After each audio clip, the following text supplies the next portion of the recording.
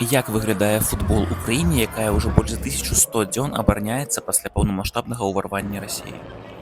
Я знаходжуся на фінале Кубка Украіны, які ў гэтым годзе адбываецца ў Жытоміры на стадыёне цэнтральны. І ўпершыню з 2018 года ў фінале класічні. Тут гуляюць кіеўскі Дынама і данецкі Шахтар. Пасля паўнамаштабнага ўторгнення Расіі ва ўкраіну жыццё ўкраінцаў моцна змянілася і, канешне, футбол не стаў выключэннем. І таму адной з умоваў правядзення фіналу Кубка з гледачамі з'яўляецца наяўнасць бамбасховішчаў. А тут побач ёсць некалькі бамбасховішчаў, бо побач вайсковая частка, вайсковы шпіталь. І стадыён можа прыняць каля 2000 чалавек, бо менавіта столькі могуць схавацца ў выпадку паветранай трывогі. На шчасце, яе пакуль не было, і спадзяюся, сёння не будзе. У ідэале б, канешне, каб не было ніколі больш. У канцы першага тайма Андрэй Ярмоленка забіў гол, і вы бачыце, як святкуюць фанаты Дынама, колькі фаераў яны свае прынеслі, колькі піратэхнікі спалілі. Матчы хапае фанатаў Дынама, хаця тут, конечно, трэба разумець, што абсалютная большасць фанатаў што Дынама, што данецкага Шахцёра, што іншых украінскіх каманд зараз знаходзяцца ва ўнутраных сілах Украіны і абараняюць Украіну ад русні.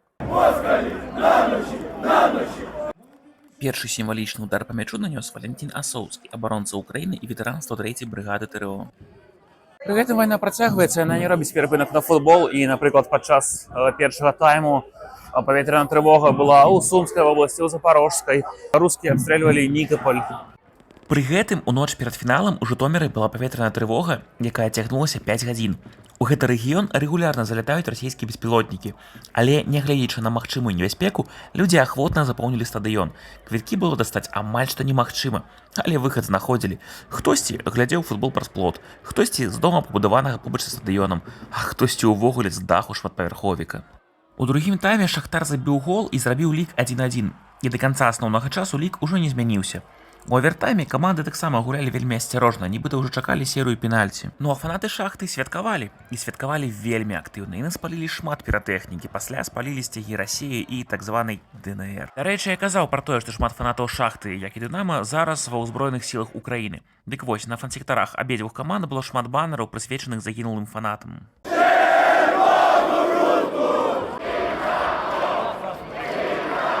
Вельмі адчуваецца, што ва ўкраіне вельмі сумуюць па вялікіх матчах з такой атмасферай, з антуражам свята.